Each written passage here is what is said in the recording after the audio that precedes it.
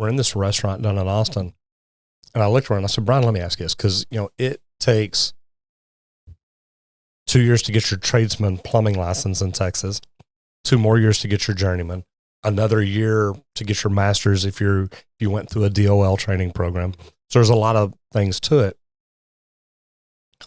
But I asked him, I said, because he deals with electrical, I said, look, if I was a master electrician, don't you think, and we're looking around this restaurant, I said, don't you think in 2 months I could teach you how to install the lights, how to change the lights, how to install and change the light switches, the electrical outlets, pull wire from the panel.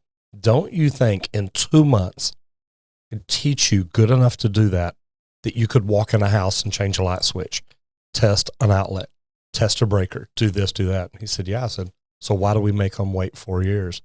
And he just looked at me and he's like,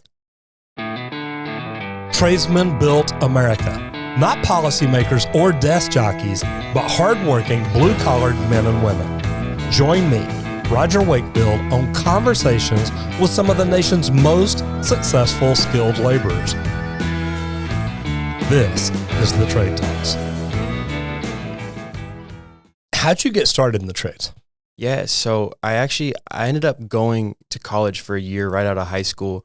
I went for a year and it was okay, but I ended up kind of leaving where I was. I needed to change it up a little bit. And so I went home, didn't know what I was doing.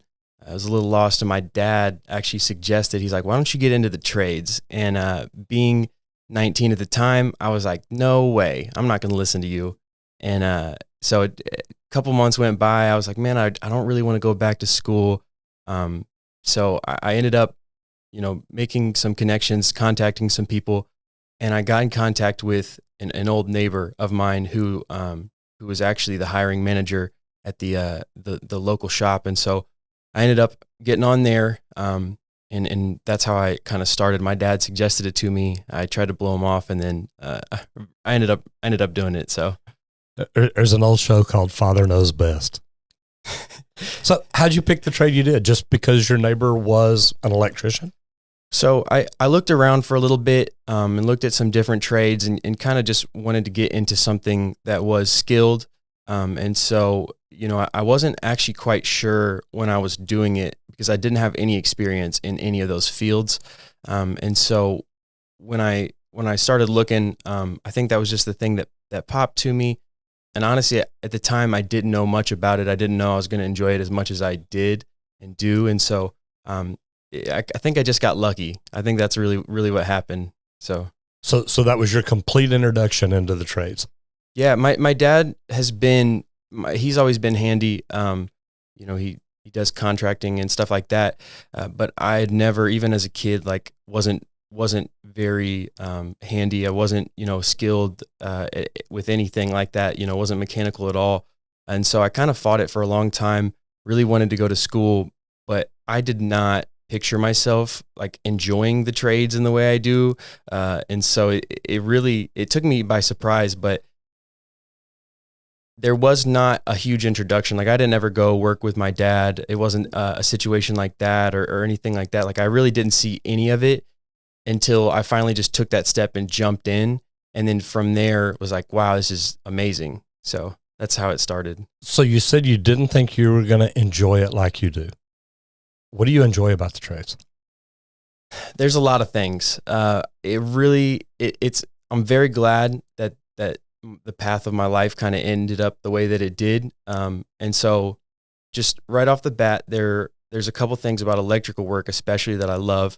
I think the biggest thing is the work every day, being able to problem solve and being able to kind of piece things together. There's nothing like having a run of pipe, especially in a building that's already being used and there's already pipe up and there's different ways they're blocked and you can't go into this room. And so, being able to piece that pipe run together in your head and kind of map it out before you do it, and then being able to do it, and then make those. And then at the end of the day, being able to look back and see what you put together and not just having, you get to look back at the end of your day and see the progress that was made and see something actually being built.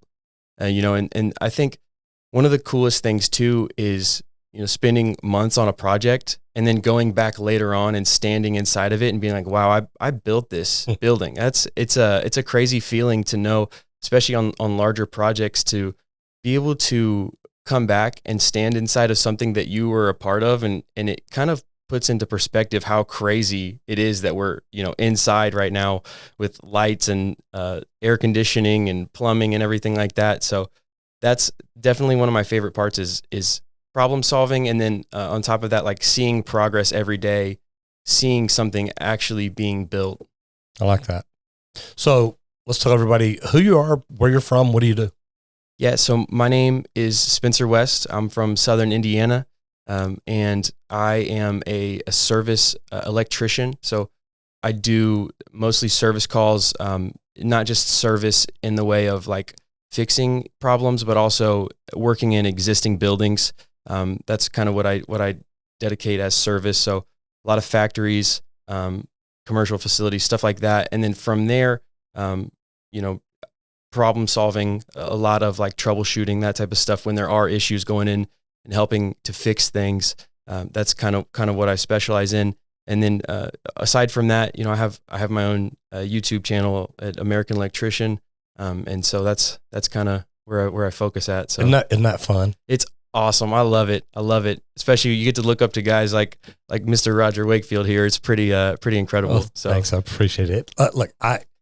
And we'll talk about YouTube more in a minute, because I love every day. I think that I tell people all the time, I think I am truly getting to live the most amazing life I could have ever imagined. And it comes back to plumbing. I mean, that's what started it for me. But your first job, when you called the neighbor down the street, did you know you were going to be able to get a job with him?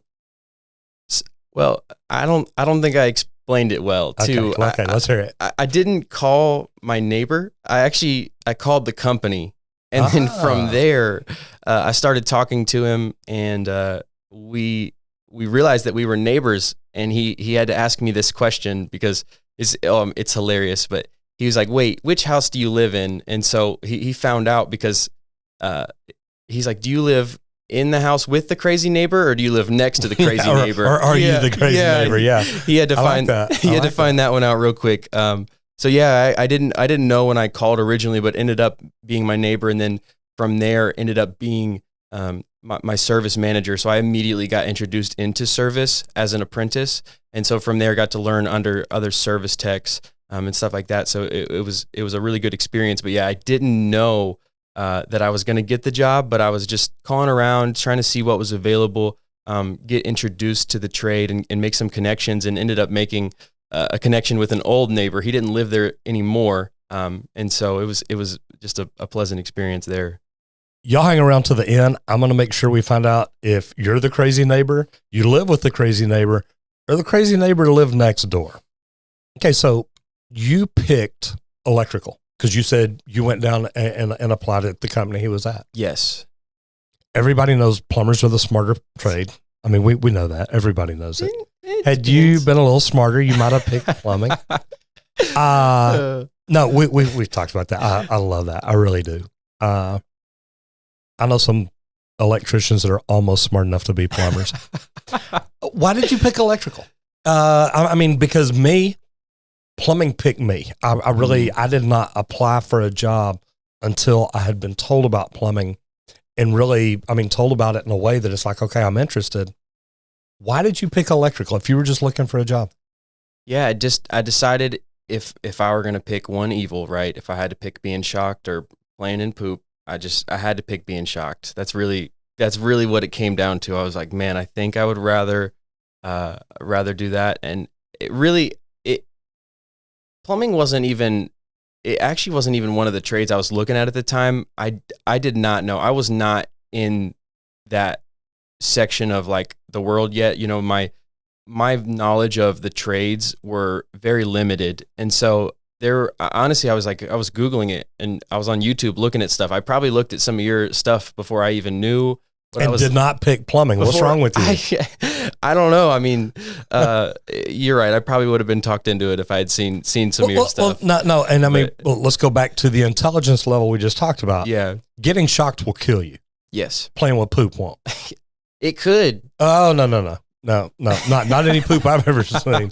So anyway, okay, let's find a better route for this conversation. Yeah. See, because that would have been my deal. Had I got into electrical, first time I got shocked, I'd be like, that's it, I'm done. Yeah. Do you ever get shocked at work?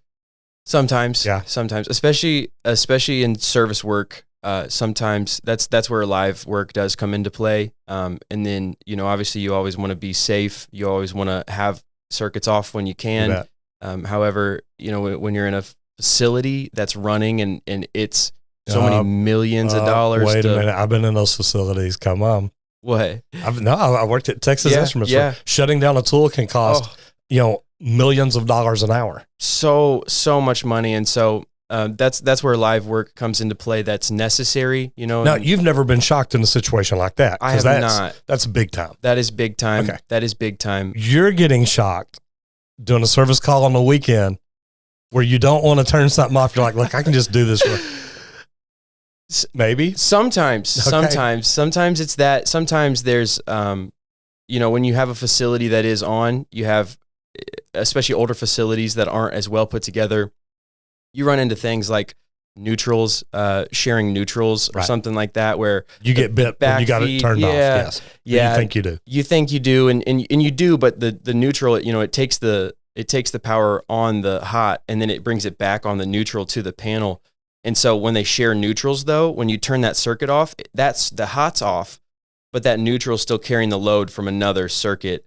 I see that a lot in lighting. I think more than anything in older facilities when that was legal in Indiana, but it's not as prevalent anymore. But stuff like that, or you're in a box, there's other circuits in there too. It's not just one circuit. You can have multiple, and so stuff happens. It really doesn't happen very often.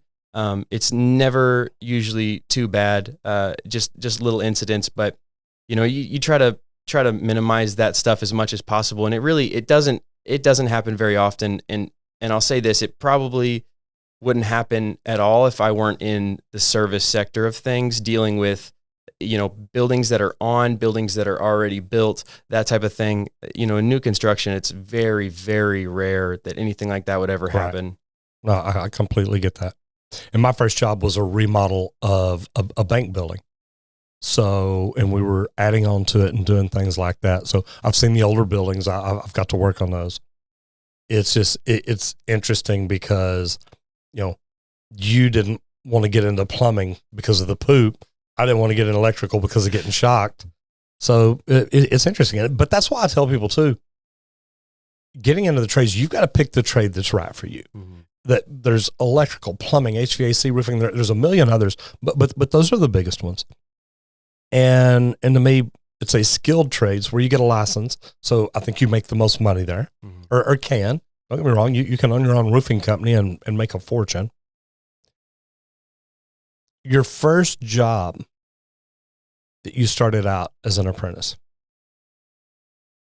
what'd you think your first day on the job?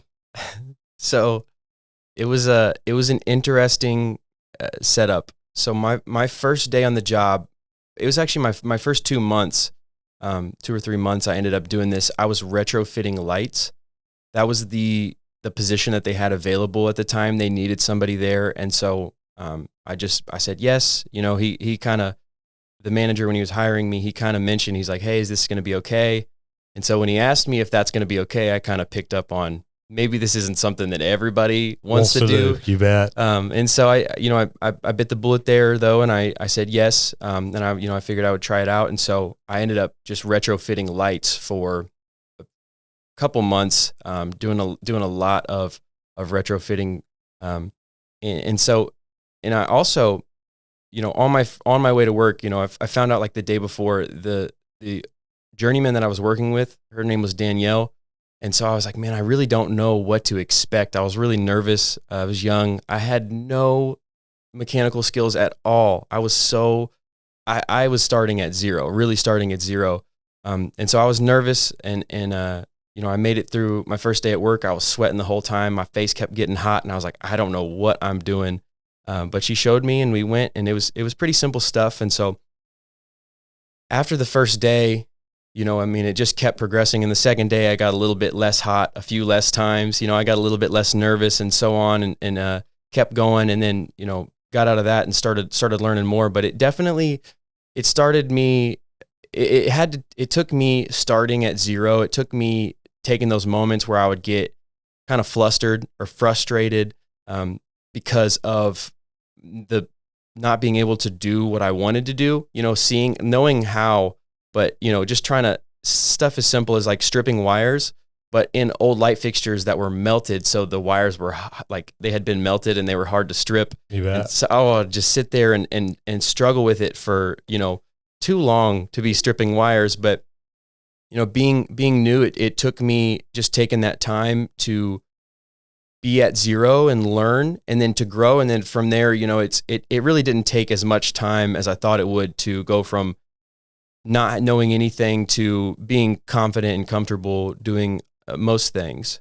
So. I love that. I had lunch one day with Brian Francis, the the previous director of TDLR, which is Texas Department of Licensing and Regulation. And we were talking, we had lunch one day, and we're in this restaurant down in Austin. And I looked around and I said, Brian, let me ask you this, because, it takes 2 years to get your tradesman plumbing license in Texas, 2 more years to get your journeyman, another year to get your master's if you went through a DOL training program. So there's a lot of things to it. But I asked him, because he deals with electrical, I said, look, if I was a master electrician, don't you think, and we're looking around this restaurant, I said, don't you think in 2 months I could teach you how to install the lights, how to change the lights, how to install and change the light switches, the electrical outlets, pull wire from the panel. Don't you think in 2 months I could teach you good enough to do that you could walk in a house and change a light switch, test an outlet, test a breaker, do this, do that? He said, yeah. I said, so why do we make them wait 4 years? And he just looked at me and he's like, man, I don't know. How long does it take to get your license in Indiana? So journeyman license is 4 years. Master's license is a test. So it's a statewide regulated test, and they all go through the same program. And then, you have to get sponsored, and then from there, take and pass the test, which is the difficult part is the test in Indiana. So that's what stops a lot of people. Is there not a test to get your journeyman license in Indiana? There's courses. So you go through actual classes, and then from there, you take tests like you would in any regular class. In the program I went to, you went to school 1 night a week, basically like regular school, like during, you had summer off, but you went through and you tested at the end of each quarter. And then when you passed that test, you got credit for that Advance semester. To the next level. Yes. I like that. Yes. I like that. So after the lights, did you think, hey, I want to get out and do construction? I want to do service. How did your career path go? So I didn't know. I actually I was still doing the retrofitting, and I ended up getting pulled off of that. They needed somebody to stand in and be a ground guy at a really large engine manufacturer. So we were putting in it was actually fire alarm, which for us mostly just meant pipe. I ended up running pipe with the journeyman that I ended up sticking with, and really learning from. His name was Darren. I ended up learning from him for the next 6 months, and we really just bent pipe and learned how to do that type of work from there. And so I didn't know what I wanted to do. I knew I didn't want to keep doing lights, because that was not it. It was very repetitive. It was very, it was more so about there was less thinking and there was a lot more just doing, which doing is it's part of the job. It's the other half of thinking. But however, I wanted to learn and grow, and it wasn't the place where there's not a whole lot of growth that takes place just doing that same thing over and over. And so I knew I wanted to get out. They ended up pulling me from lights and putting me to be a ground guy, and that's where I learned how to bend pipe, and learned how to manage a job. Basically, I sat and went with my journeyman every single day, he was great and fantastic electrician, probably the best at that company and still is. He's amazing. And so I got to watch him, and we set all this up and basically ran pipe and then pulled the wire through in this huge facility to put in a new fire alarm system. And so that's when I knew I wanted to learn more, because I think that's the part that interests me a lot too about it, is the circuitry and the different things that you can set up, and different relays and stuff like that. And so being able to learn, low voltage stuff like that. We got contracted through another company, through a fire alarm, somebody who deals with fire security, and to do that, to put that system in, and then they install the actual guts and test it and stuff like that. But it was just a great way to really get me started on doing one of my favorite things, which is running pipe, and learning how to like route that stuff. And, we got to see this crazy busy factory with forklifts everywhere, people everywhere. I got to get up in the lift and be, terrified because I'm 40 feet in the air with tools in my hands, and there's people, not too far on one side. It was kind of terrifying sometimes, but I got to have my moments where I would get frustrated. I would get hot, I would get, like stuck, but from there, grow through them, learn, get around it, kind of overcome the adversity of not knowing what I was doing, and learn and grow under that. I like that. What made you pick the career path you took? What made you stick with that? Hey, have you ever wanted to just get out and do construction and start a building from the ground up or anything like that? Well, I have. I don't know that I've ever wanted to start. I have to be truthful. The beautiful thing about service is air conditioning and plumbing. You can't, I got very lucky that I got to start that way. And so I was a little bit spoiled in knowing that there's a restroom around the corner. It's not a porta potty. It's not anything like that. It's, and having air conditioning, you end up working in some really dirty factories, but it really didn't bother me. It doesn't bother me at all. It's fine. You leave and you change your shoes because you don't want to wear them in your car, because that stuff from the forge will stay in your car for forever. You bet. Oh, but yeah. So I did during COVID. Things got a little bit slow. A lot of the factories were shut down in my area, and so I ended up going up from Southern Indiana to Indy to work on some really cool facilities up there. But that was all new construction. And so I did get to do new construction for about 9 months, worked on a really large shipping facility, where they, basically just transferred over. It was just a big shipping hub for a really large company. And then from there did an outside amphitheater too, that was very large for the city of Indy. So I got to work on those projects, and it was really cool to see those projects go through. It was really cool to stand in them afterwards and kind of know the ins and outs of this place where, I'm standing with other people in public. They have no idea what's going on behind that wall or what's going on underneath this concrete. They didn't get to put this pipe in underground and, send all the pressure through to blow all the water out that's been sitting in there for months and see it skyrocket. You bet. Yeah, it's a good time, but it is cool to see that, but I'm glad I got to experience those things for a little bit. And I think it probably would have benefited me if I hadn't started in service. However, it was a way that, it's a luxury to be able to start that way and to be able to have, the air conditioning and that type of stuff. But with service, not just being troubleshooting, with it being actual installs in facilities, I do feel like, aside from underground work, that I did get a lot of those skills and a lot of those things, even setting new panels and stuff like that. We would do like you did at the beginning with the bank, setting on a new addition. We would do stuff like that as well. So we would get to do a lot of that different stuff that you set up at the beginning of a building.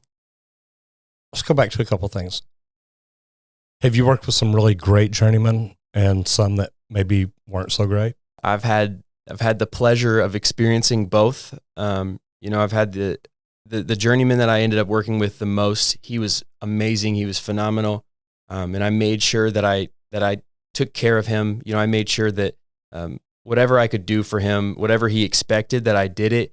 And from that, like I said, he was the best journeyman, the best electrician the company had. And so a lot of times he would kind of get to pick, or at least I feel this way. He'll have to correct me if I'm wrong sometime, but had a say, because it always, after that job, I always ended up with him on shorter jobs too, 2 or 3 week jobs.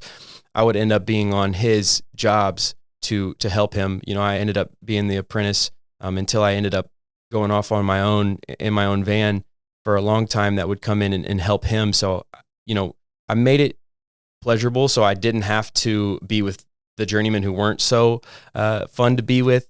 But yeah, I've definitely, there's a huge difference, especially working with the first guy being so phenomenal. Going from that to seeing some other journeymen who weren't as skilled and definitely weren't as professional, there's such a big difference. You can really tell how much effort somebody puts in, and I think that's really what separates them is the amount of effort and the amount they apply themselves. It's not just a job, but they want to do good work. And so I'm really glad that I got to see that firsthand. It's like the journeyman who was good, he was like, it's not just a job, it's my career. But more than that too, like, I want to have my name is going to be on this work, and I want it to be solid. I want it to be phenomenal. And it was every single time. It was always done well. It was always done on time. It was professional. Never any issues of being late or anything like that. He was always doing what he was supposed to do. And so there's also the opposite though, where you see guys who they take their time. They're not worried about their jobs making money. They're not worried about being on time. They're not worried about even doing good work.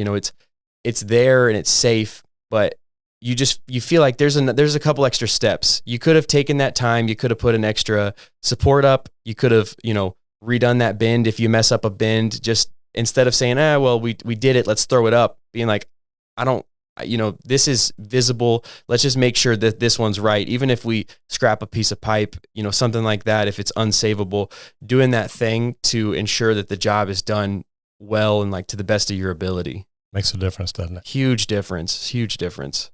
Do you see the difference in working with great tradesmen and even just good tradesmen? I tell people all the time, when you get in the trades, try to be the very best. And it's easy to do because most people aren't trying, are they? No. That's what helped me to separate myself, because, I had a fairly quick journey to being on my own in a service van. And so seeing my first journeyman, watching him, how he worked, obviously the lights and stuff like that would wait, you said your first journeyman, you said you started with a woman. I'm sorry. The first journeyman that I really, the lighting wasn't necessarily, there wasn't a lot of teaching. Okay. There wasn't a lot of, and she was great. She was phenomenal. She was so much faster than me. I could not keep up with her to save my life. But when I went to run the pipe for the fire alarm, when I went with Darren for the first time, and he really started teaching me stuff. Seeing the difference in him is huge. What do you think that you did to help you stand out to where he did want you? You're the apprentice that he wanted with him every day. Yeah, so it all started with, I had to see his expectations for one, because aside from just doing the good work, there's different journeymen have different expectations. And so some of his expectations were like, we weren't there at 7. If we were starting at 7, we were checked in and down by our gang box, and had our tools on and our backpack at 7, which really meant getting there at 6:40, so some journeymen aren't that way, and you don't want to, you just kind of, you meet some of their expectations when it doesn't go to lowering your quality of work. However, from that, meeting his expectations, also like doing everything to the best of my ability. Even with learning, I was making mistakes so often. He was teaching me how to bend pipe. He was in the air and I was on the ground. He was in the bucket in a boom, in a noisy factory. And so there were some mistakes made. We'll say that much. We probably scrapped a little bit too much pipe on that job, from my fault, but yeah, so just listening to him, picking up on what he did, you know, taking every note that I could. And then from there, like really applying myself, trying to learn, asking questions. I asked a lot of questions, especially being that young, just not having any clue in the world, you know, asking him why he used what tool when he used it, asking him what the difference of this support and that support are. Why do we use this here? Anchors and stuff like that. I didn't know what a TAPCON was when I started. He laughed so hard. I was like, what is a TAPCON? He started laughing. He's like, it's the blue screws. You bet. Oh, so it was it was good, but got to ask all those questions and learn, and then from there, like retain it and add on every day and grow.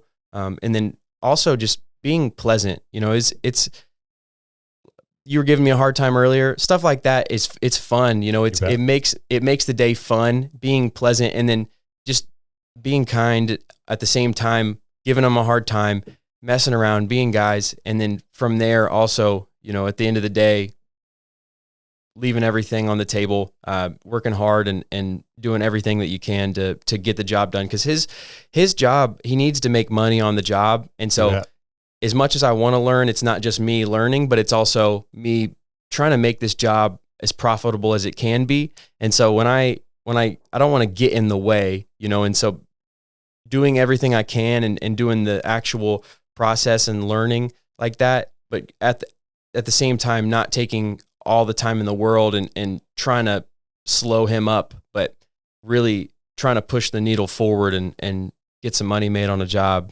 At the end of the day, that's what we got to do. Absolutely. I want it noted here. I've never been called pleasant and kind by an electrician. So first time for everything. What made you develop the mindset that you wanted to learn? You wanted, you know, you said, look, I was taking notes and I try to get people started in the trades. Look, journal. What did you learn today? What do you wish you'd learn? What do you need to learn more about? There's a lot that goes into my journaling, but what was it that made you think, look, I want to learn to be the best? Well, I didn't like not knowing what I was doing. That feeling of getting stuck, and you should know how to do something, but you start getting hot, and you're up on a ladder, and you're sitting there, and you're like, I'm gonna have to ask my journeyman, and it's gonna be kind of embarrassing. So I took all those moments, and I didn't like that, and I want to do whatever I do. I want to be the best at. You know, I believe in excellence in everything that I do in my life. It doesn't just stop at work. You know, it goes on to everything. I want my health to be good. I want, you know, all my relationships to be good, and I want my car to run right. I want everything that I do to be done well, because, you know, life is just, it's too easy to miss opportunities when you do things poorly, or you give up on one moment, you know, and you're having a bad day or whatever, and you just kind of throw a pipe up crooked, and then the project manager walks in and sees it, and that's he's like, the one he sees. Yeah, it's going to be the one that he sees. So, you know, I believe in just doing things right across the board. And so work is no different, especially, you know, you have your customers, they're paying a lot of money to have you do things right. You're having your employer who's paying you. You want to take care of them. My first manager, the guy who hired me, he took care of me so well, and it really made me have an appreciation for him, and take care of him. You know, our project managers were great. The journeymen were great. And I wanted to make sure that I was doing everything I could. They were taking care of me. I wanted to make sure that I was also taking care of them, and that they weren't going to have heat brought down on them when they've been, you know, pleasant to me and taking care of me, and they were paying me. They were, you know, making sure that I was set up right, making sure that I had all the information that I needed, and just being good guys. So I wanted to make sure that they were taken care of as well. I like that. Now, you're working with kids through your church, teaching them about the trades. Yes. So, I work with the older end of high schoolers. And so we have quite a bit. Obviously, that's a big period where people don't know what they want to do. They're deciding if they want to go to school. They're deciding, you know, what their career path is. And so that is one of the things that I think being where I'm at has given me the knowledge, because I thought I wanted to go to school. And I think everybody thinks that they need to go to school. It's like you think you need to in order to make money. And I see a lot of my friends now that they went to school and they still have no idea what they're doing. They're 2 years out now and they're like, they're still kind of wandering around lost. And so that's one of the things that I'm able to do now is for those kids who don't want to go to school, because I see it trending a lot more where kids don't want to. And it's become a thing. When I was graduating, it was like, you're going to school. Like everybody needs to. No, when you say school, you mean college. College, yes. Okay. I'm sorry. No, I know exactly what you're saying. Yeah. I want to make sure everybody else understands. Yeah, and and I'm glad you said that too, because people mistake going into the trades with not going to school. And I'm sitting here talking about it myself, saying it, but going to college, but it's really about furthering your education. You bet. Giving you a skill set. And when you go into the trades, you do get those things. You go to school, there is in the program that I went to, just a few more classes at the end of your 4 years when you get your journeyman, and you have, a degree in construction management. You bet. So that's a really common thing that a lot of programs do. But it's not just about the degree. It's also about the knowledge that you gain that's usable. It's about the skill set. And so I see that trend a lot more now, though, where I see kids who don't want to go to college necessarily because of that type of schooling. They don't want to write papers and they don't want to send emails and stay on top of a class schedule that's crazy long and learn about stuff they may never use the rest of their life. I see that trend, though, where those kids are going away from that and they're going towards the trades a lot more. We have, I think, like 4 in this upcoming year, just from our group alone, out of about 9 who are going to go into the trades or a trade related subject and are looking to go and get more training and like start working. What made you want to help bring people into the trades? For me, I had a little bit of trouble in school. Actually, I have some learning disabilities that made school hard when I was younger, when I didn't know that. I have, ADHD, written expression disorder, and dyslexia. And so they made things like reading and writing very hard. Writing papers is terrible. It's the worst thing that I could ever do. But I got through school, and I went to college for a year, and my grades were fine. I kept up with everything. It's just harder to do it. Yeah, and I didn't enjoy it, and I really didn't know that I wanted to continue on with that style of work for the rest of my life, to devote myself to those type of things. So I had fought going into the trades for so long because of the view that I had of the trades and what I saw as being somewhat uneducated. You bet. And being something that was like a non-skilled thing, when in reality it's extremely skilled. You have extremely knowledgeable. There's so much information. As much as I didn't enjoy school, I am somewhat very intellectual. Like I really enjoy learning a lot. You bet. Now I read now, and it's easier, and I've grown. However, it's taking in knowledge is something that I really enjoy. It's something that I really like to do. And so once I found out that I could take in all of this knowledge, there was so much to learn. You will never, there's maybe you, but for me, I've got so many years left. There's always new things. There's new styles. Oh, you don't think I got a lot of years left? Is that what you're saying? Of learning. I don't know. No, I still learn every day. There's so much. It never stops. And so when I found that out, it was important to me that I found a way. That's actually why I started my YouTube channel too. It's like, if I have this knowledge and I have the ability to share it, I need to, so that other people like me don't get stuck going to school, where they can go and they'll pass their classes, but they'll be miserable for 4 years and they'll be lost. And then from there, they will go in and they will be miserable at their job, when they could be doing something where they get to build every day. They get to have a very useful career. They get to see, stuff being built, and they get to like really add value and make good money. So I want to stop people who were in my position from having almost the same experience that I did. It was by the grace of God that I didn't end up going to school for accounting. Oh my goodness, I would be so miserable right now. Yeah, I love this because I was one of those students. I made a 70. Extremely high IQ, very intelligent. Could have made straight A's if I'd have probably really wanted to. I just didn't want to. I was like, this is not what I want to do. Mm-hmm. And, I quit school the middle of my junior year, started plumbing, loved it. Luckily, I had dated a girl in high school who says, I could probably never get married to anybody who didn't graduate high school. I'm like, okay, I'll go back. I was far enough ahead when I quit that I was still graduated with my class.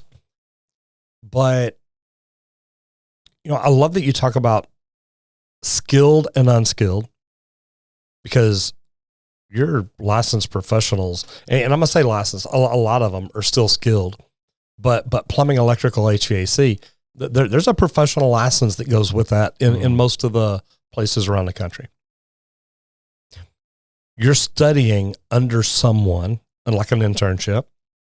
We call it an apprenticeship. Mm-hmm. You're studying under someone for 2, 4, 5 years, whatever kind of program you're in. And what I love about it is you're studying the exact same. You're studying what you're going to be doing the rest of your life every day. Yes. You're not studying science or marketing or economics. Mm-hmm. Can those things help you? Absolutely. Do you need them to be a great electrician, plumber, or HVAC technician? Not at all. No. And you can make a lot more money in the trades easier, I think, than you can with a lot of other professional licenses. If you're a doctor or a lawyer, you know what? Yeah, you can make great money. But to make really great money, you got to work for yourself. Mm-hmm. Well, it's the same for HVAC techs, plumbers, and electricians. You can make amazing money. Well, every time I talk about this, I get off on it. Just north of town, there's several little towns around Dallas. There's a town that the biggest house in that town is owned by a plumber and his wife. And everybody knows it. Mm-hmm. And they're like, man, that big old house, it's owned by the plumbers that own this company over here. Yeah. And there's great money in the trades. But even if you don't own your own company, you can make a good living in the trades. You never have to become a foreman, a superintendent, nothing. You can just be a great journeyman, a great master. I recommend everybody get their master's license just because it makes you feel like, look, I've accomplished something. Yeah. What do you tell people right now about getting in the trades? What is the best reason for them to get in the trades right now? There's so many good reasons. It's really hard to just pick one. But I would say that even if you don't end up liking it, the issue is if you go to college and you don't like it, you still owe how many grand for a year? I think the national average is when most people graduate, the national average, and we shot a video about this the other day, is I believe $37,000 of debt. I had my college paid for. I had a scholarship to play football.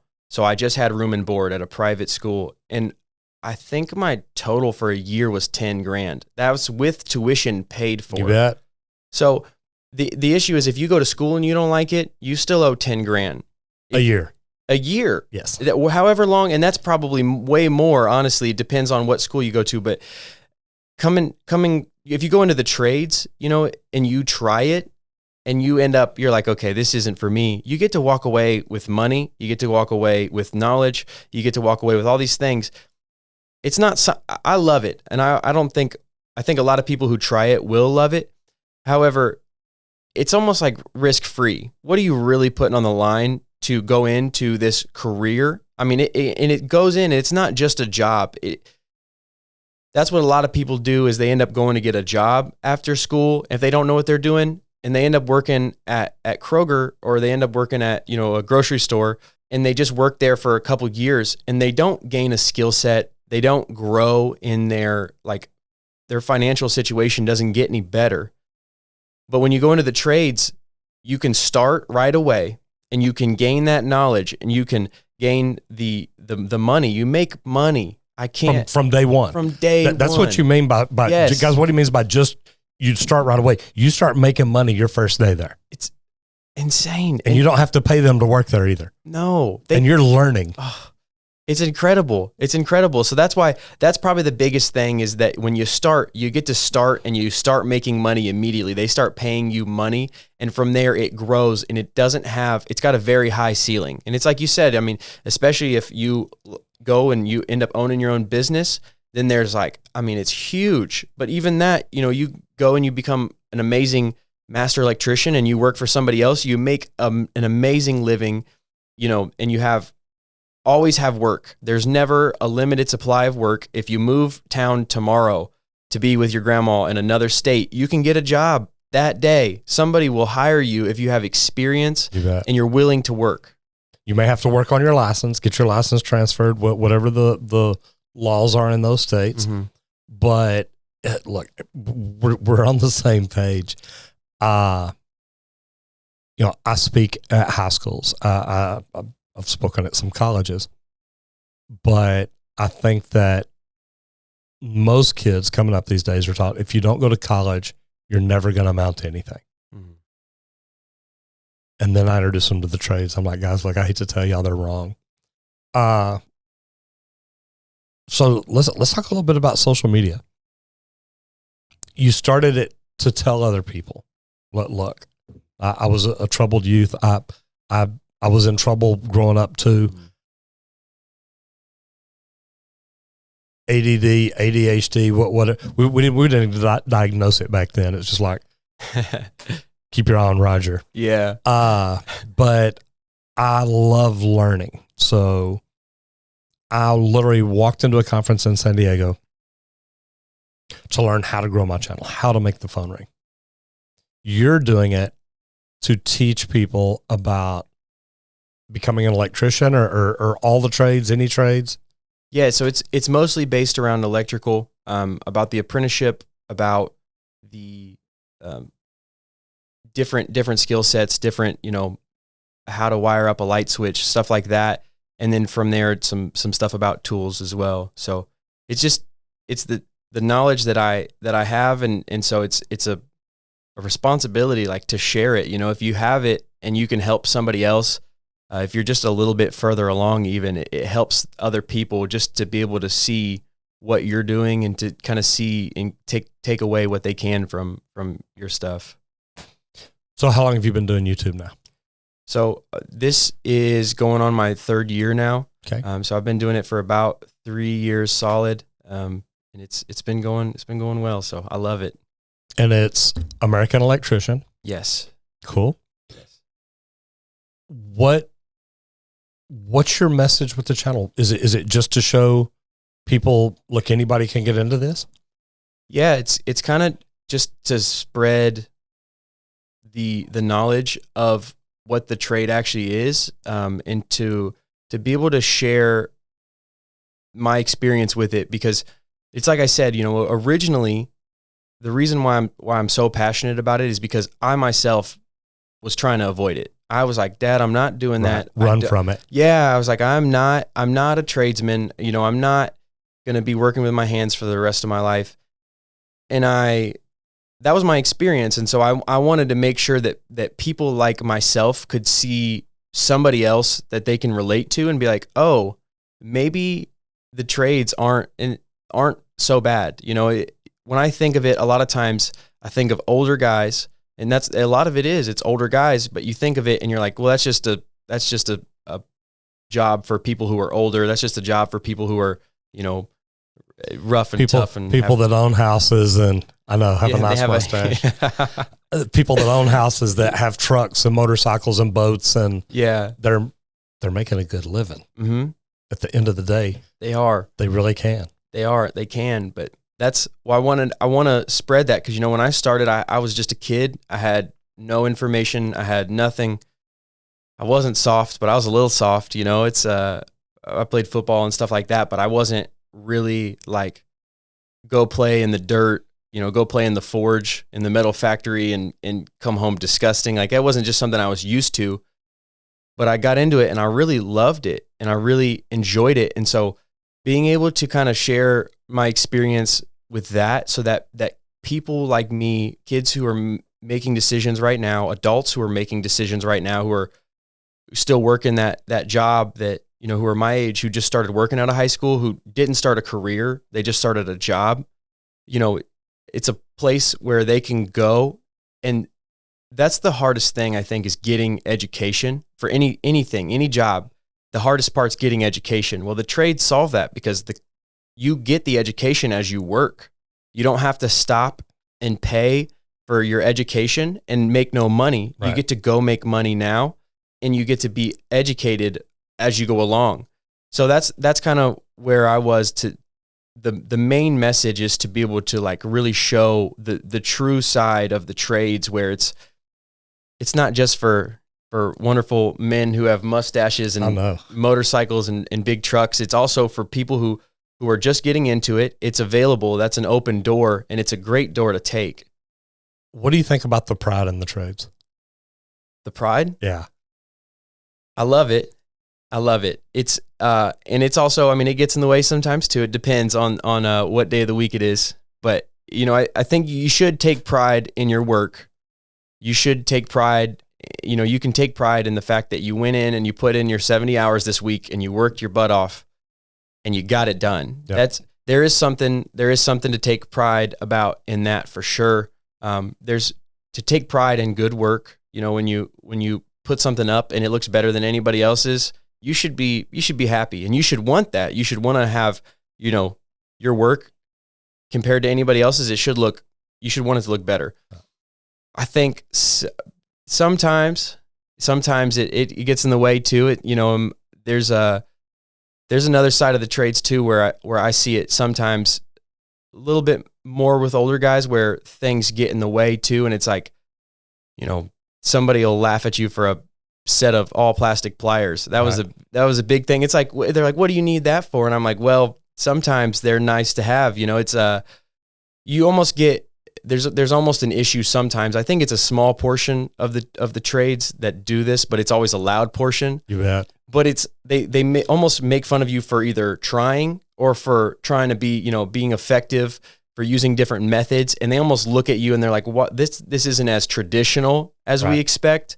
And so that is one area where I would say, like, the pride of the trades gets in the way. However, it always seems like a much bigger issue than it really is. It's a very small portion. Most of the guys that I've worked with have been fantastic. I can have those little weird set of plastic pliers, and they might laugh about it and give me a hard time, like you messing with me about being an electrician, but that's in good fun, right? It's not in a demeaning way. It's in a way of, you know, it's like a brotherhood. So that's how I feel about the pride of the trades. And I love it too, because you can be driving down a road and worked on a building 20 years ago, and you look at it, you're like, yeah, I worked on that. It's awesome. So the crazy neighbor, is it you? Do you live with the crazy neighbor, or was it another neighbor?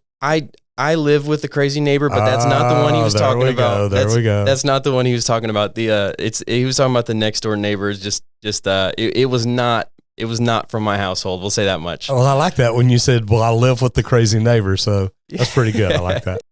If you could go back to little Spencer, day one, where he's walking out of the house to go to his first job in the trades, based on everything you know right now, if you were there when he walked out of that door the first day, what would you tell him today?